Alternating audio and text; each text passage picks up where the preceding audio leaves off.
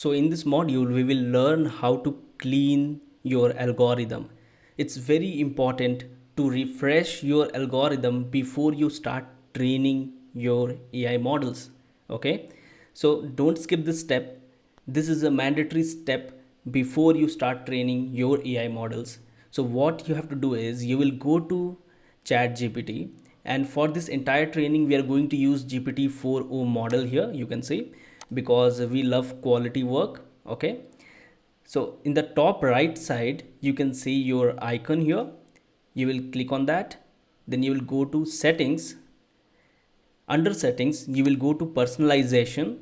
Okay, and ensure this memory option is enabled, and then you will see an option called manage. So go to manage, then you will see set of memory there, which you have already done the task in the past. All those will be saved here. You have to click on clear ChatGPT's memory. Okay, so this is the first step. You have to clear your existing memory in the settings, and this option should be enabled here. This toggle should be enabled.